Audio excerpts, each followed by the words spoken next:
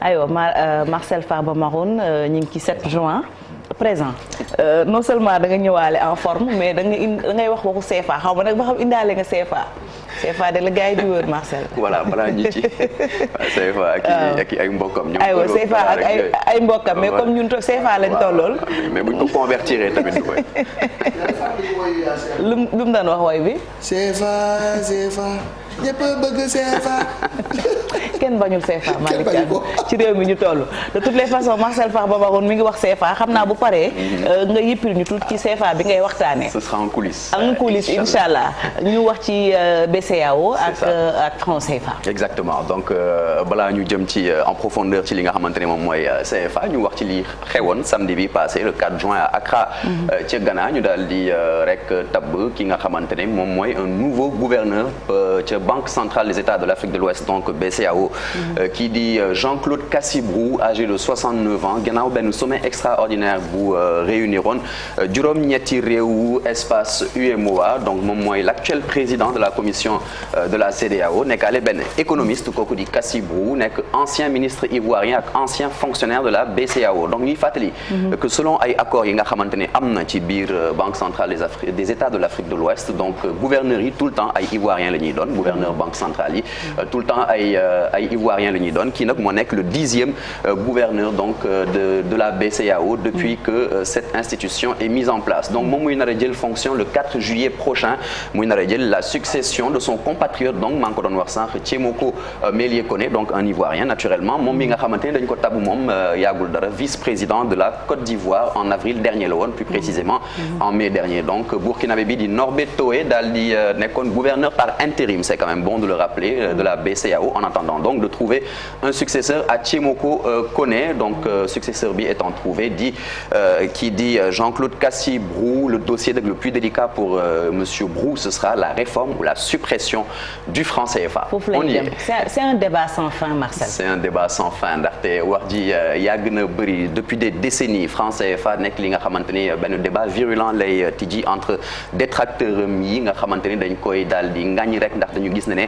monnaie la boo xamante ni dafay firndeel ne on est toujours sous influence de la France fii ci réewu Afrique yi et puis défenseurs yi nga xamante ni ñoom ñu ngi loué malgré tout stabilité monétaire bi muy indaale donc ñu gis ne appel à une réforme du franc CFA de plus en plus nit yi dañ koy gën a faral di nemeeku dañ koy gën a yëg ne que c'est quelque chose de plus pressant ndaxte France moom ci boppam sax wax na ne qu'elle est officiellement ouverte à cette réforme par la voix de son président Emmanuel Macron donc ginnaaw changement de nom bi nga xamante ne c'est à forte valeur symbolique quand même ay économistes di plaider ngir ñu indexer franc CFA ci benn panier de devises bi nga xamante ne day inclure yeneen devises comme mu mel ni euro dollar ak yuan chinois correspondant donc aux principaux partenaires économiques de l'Afrique économistes yeeg polémistes africains yi nga xamante ni ñoom ñoo gën a radicaux ñoom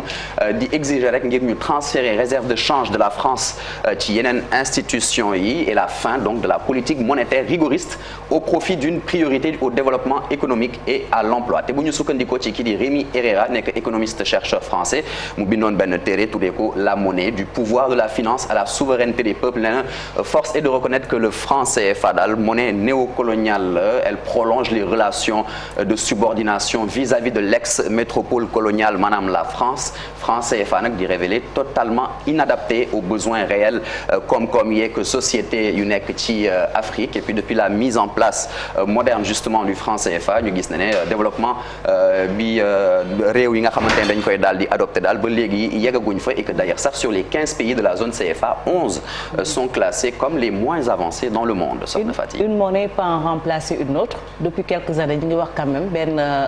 monnaie boo xam ne moom moo war a wutu CFA lan nga ci mën a wax. voilà donc muy plus précisément Soxna Fati l'écho ñuy fàttali qu'en juin 2019 le État CEDEAO di inclure les 8 États de l'UEMOA daal di rek d'accord ne dañuy nar a adopté benn monnaie unique ñu tuddee ko ECO donc mu nekk un serpent de mer noonu la ñu ko tuddee dont on parle depuis 30 ans quand même la monnaie unique de la CEDEAO ECO dafa waroon remplacer le franc CFA dès 2020 cependant ñu gis ne échéance 2020 bi musuñ ko en tout cas respecté wuñ ko analyste yu bëri sax ñoom dañoo scepticoon quant à un lancement aussi proche de l'ECO ndax dañoo souligné woon li nga xamante ni moom mooy disparité économique monétaire ak budgétaire yu réew zone UEMOA ak CEDEAO plus amplement doon jànkonteel ak difficulté technique inhérente à la naissance d'une nouvelle monnaie. On se demande maintenant quand justement le lancement de cette nouvelle monnaie ECO sera effective. Ñuy fàttali qu'en juin 2021 on a eu une petite piste de réponse par rapport à cette question ndax état CEDEAO ñoom daal di annoncé benn calendrier bu bees ne que lancement monnaie unique boobu noonu ñu xamee ko ci ECO moom il aura lieu finalement en 2027 ce lancement. Ce sera donc sans doute le principal chantier du nouveau gouverneur de la BCEAO. Soxna Fati. CFA lan mooy cosaanam. Voilà. Son origine. C'est une excellente question Soxna Fati. franc CFA bi nga xamante ne moom mooy dénomination monnaie commune mu fukk ak ñeenti réew ci Afrique donc membre de la zone franc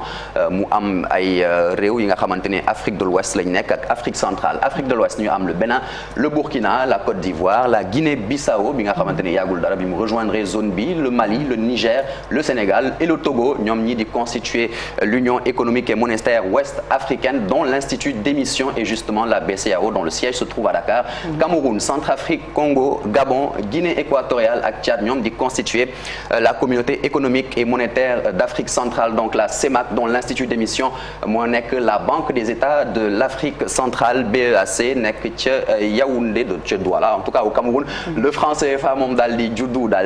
daal di koy créer le 26 décembre 1945 bis bi nga xamante ne France dafay daal di ratifier les accords de Bretton Woods et procède donc à sa première déclaration de parité au sein du Fonds monétaire international ñu ko doon tuddee nag jamono jooju franc des colonies françaises d'Afrique. Très rapidement Marcel Farba Maroun son évolution boobu tamit très importante à savoir après indépendance yi muy daal di jël dénomination bi ñu xamee franc de la communauté financière africaine toujours ça respecte le sigle franc CFA pour États membres Union monétaire ouest africaine waa UMOA tamit waa zone UMAC donc Union monétaire d'Afrique centrale ñoom daal di adopté tur bi di franc de la coopération financière en Afrique centrale ñu fàttali que CFA dafa daal di jànkonteel ñaari dévaluation benn bi octobre 1948 et la plus récente on se souvient un petit peu en janvier 94 depuis le 1er janvier donc 99 valeur u franc CFA bi ñoom nga xamante dañ ko indexé woon ci franc français bi léegi dañ koy daal di indexé ci euro bi donc depuis 1999 avec une parité fixe 1 euro égale 655,956 francs CFA convertibilité sur le marché financier international moom trésor français moom moo ko garantir décembre 2019 ñu gis ne ñu daal di décider que BCEAO léegi day dootul obligé rek déposer li nga xamante ni moom mooy la moitié de ses réserves de change auprès du trésor français aussi ñu daal di décider ne jeex na daal présence ou représentant français au sein de la gouvernance de la Banque centrale des États d'Afrique de l'Ouest et puis en mai 2021 France daal di entamé processus de transfert d'environ 3280 milliards de francs CFA vers les comptes de la BCEAO donc montant boobu di représenter le montant des réserves de change Soxna Fati. aywa très rapidement il est 7h35 quelques chiffres. Voilà quelques chiffres yi nga xamante ne day firndeel dépenses yi ñuy faral di def ngir CFA di mën a yegg à bon port donc pour l'achat et le transport des billets et pièces de francs CFA en circulation au sein même de l'UEMOA BCEAO annoncé rek ne moom dépensé na lu toll ci 46 milliards de francs CFA atum 2021 38,2 milliards de francs CFA ont été payés à la Banque de France pour achat insignes monétaires yi à savoir donc les billets et les pièces et puis 7,8 milliards de francs CFA lañu daal di rek dépensé ngir mën a financer transport wu yooyu les insignes monétaires bu ñu sukkandikoo ci rapport bu état financier BCEAO daal di def pour le compte de l'exercice 2021 autre chose muy les achats de billets et de pièces qui ont coûté à la BCEAO donc au total 306,5 milliards de francs CFA depuis 2011 bu ñu sukkandikoo ci ay calcul lu agence Ecofin daal di def et puis les pièces et billets en francs CFA dañ leen di frappé ci benn imprimerie de la Banque de France plus précisément à la Chamalières en banlieue de Clermont-Ferrand dans le centre de la France et puis Soxna Fati selon le plus récent bulletin statistique monétaire BCEAO bi donc à la fin du mois de novembre 2021 lu toll ci 9872,6 milliards de billets et de pièces de francs CFA étaient en circulation dans cette zone. Tu es très liquide ce matin. Merci beaucoup Marcel Farba Maroun il est 7h36 ñu dem bët Saalum réew mi wala ñu wax ci franc CFA bi Chérif nekkuñu ci daayira ba ngay fett suuf kenn joxu la fii loxo dañuy dem léegi ci de quoi est-il le nom.